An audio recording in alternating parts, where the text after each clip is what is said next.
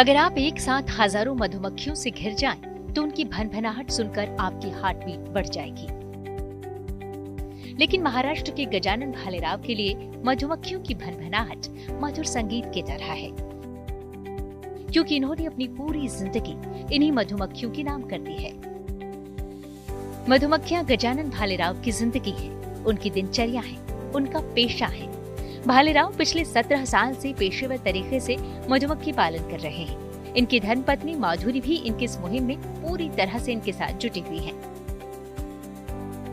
मधुमक्खियों से इनका लगाव ऐसा है कि अपनी संततियों से कह दिया कि जिस दिन मेरा शरीर शांत हो जाए, मुझे जलाने के लिए लक्कड़ नहीं बल्कि मधुमक्खी पालन में इस्तेमाल होने वाले बक्सों का ही इस्तेमाल करना। मेरे बेटे को भी बोला मैं, सर जी क्या है, मैंने मेरे बेटे को बोला भाई मैं भी मर गया, ये बक्से के ऊपर जलाने का, और तू भी क्या कर, इसी के ऊपर काम कर, पूरा मधुमक्खी के पालन ही कर, बस दूसरा कुछ भी नहीं। कुदरत के इस नायाब शाहकार के साथ इनका दोस्ताना कुछ ऐसा हो गया है कि मधुमक्खियों का छत्ता उठाते हुए वो ग्लव्स पहनना भी जरूरी नहीं समझते। बस एहतियात के तौर पर अपने चेहरे को सेफ्टी नेट से कवर कर लेते हैं। यूं तो मधुमक्खियां भी इन्हें अपना दोस्त ही मानती हैं, लेकिन गफलत में किसी ने डंक मार भी दिया तो इन्हें इसका कोई फर्क नहीं पड़ता। गजानन भालेराव की माने तो इस धरती से अगर मधुमक्खियां खत्म हो जाएंगी तो धरती का अस्तित्व भी मिट जाएगा। मौजूदा दौर में इन मधुमक्खियों के वजूद के लिए सबसे बड़ा खतरा है कीटनाशक, जिसका छिड़काव किसान अपनी फसलों को कीड़ों से बचाने के लिए करते हैं। गजानन भालेराव जहां भी मधुमक्खी पालन करते हैं, वहां के किसानों को पेस्टिसाइड्स का इस्तेमाल नहीं करने की गुजारिश करते हैं।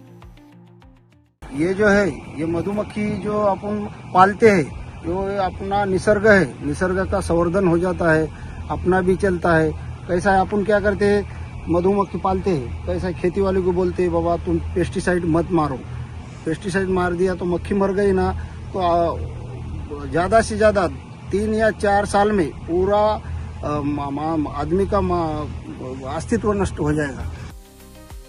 असल में मधुमक्खियां फूलों के रिप्रोडक्शन एजेंट के तौर पर काम करती हैं।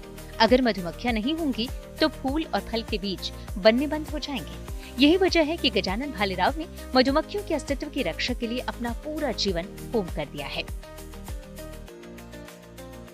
मधुमक्खियों से इनके प्रेम की कहानी भी बेहद दिलचस्प है। बचपन में ये बेखौफ मधुमक्खियों के छत्ते के पास चले जाते थे और उसमें उंगली पिरोकर शहद चखा करते थे। टर्निंग पॉइंट तब आया जब 16 साल की उम्र में इन्होंने एक ट्रांसपोर्ट कंपनी ज्वाइन की। इसी क्रम में ट्रक से राजस्थान के कोटा और झालावाड़ जिले के गाँव से गुजरते थे। जब इन्होंने मधुमक्खी पालन से जुड़े बक्सों को देखा तो इनकी जिज्ञासा बढ़ गई। 2007 में मैं राजस्थान की तरफ उधर गाड़ी लेके जा रहा था।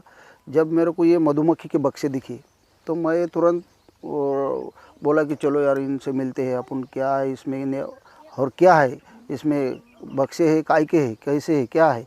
वो मधुमक्खी उड़ रही देखा है मैंने। जब मैंने गाड़ी खड़ा करके मैं मधुमक्खी के पास गया, वो मालिक से बोला भाई ये क्या है, वो बोलते हैं मधुमक्खी है। मैंने बोला फिर यार इसमें तुम पाल रहे, इसमें कुछ है, मिलता है क्या नहीं। तो वो बोले हाँ यार बहुत मिलता है, तुम भी करो, महाराष्ट्र में बहुत कम है। कोटा और झालावाड़ में मधुमक्खी पालन का व्यवस्थित प्रबंध देखकर इन्होंने ट्रांसपोर्ट का काम छोड़ा और खुद ये काम शुरू कर दिया। पहले इन्होंने खादी एवं ग्रामोद्योग आयोग और central bee research and training institute में बाकायदा ट्रेनिंग ली और फिर सिर्फ 50 बक्से से कारोबार शुरू किया। आज इनके पास 1000 बक्से हैं और ये पूरे देश में घूम घूम कर कारोबार करते हैं। मौसम में होने वाले परिवर्तन के हिसाब से ये अपने कारोबार के स्थान का चयन करते हैं। इनके पास एक मिनी ट्रक है जिस पर रोजमर्रा की जरूरतों का सामान मसलन टेंट, बर्तन, चूल्हा चौका, कपड़े, बिस्तर वगैरह लादकर ये लगातार भ्रमण करते रहते हैं। जगह जगह घूमना पड़ता है, क्यों अपन उसमें का शहद निकालते हैं, पोलन निकालते हैं, जो वैक्स रहता है वैक्स निकालते हैं। इसीलिए अपन को जहाँ जहाँ जाने का, अभी यहाँ पे देखो अनार है, समझो अनार है, बाजरी है, मक्का है। इधर कैसा है, पोलन भी मिलता है अपन को, थोड़ा बहुत शहद भी मिलता है। इसलिए अपन क्या है, जगह जगह ये बक्से लेके अपन ऐसे घूमते हैं। आपको ये जानकर हैरानी होगी कि आज देश भर में करीब 80,000 लोग भालेराव के कारोबार के साथ प्रत्यक्ष या अप्रत्यक्ष रूप से जुड़े हुए हैं। मधुमक्खी पालन के कारोबार से उन्होंने नासिक में एक बढ़िया घर बनवा लिया है, 4 बेटियों की शादी कर दी है। कुदरत का निजाम बड़ा ही अद्भुत है। आप बस इतना जान लीजिए कि जो शहद आपके घर तक चंद रुपयों को अदा करके पहुंचता है, उसको बनाने के लिए मधुमक्खियां रोजाना करीब 11 घंटे 53 मिनट तक जद्दोजहद करती हैं।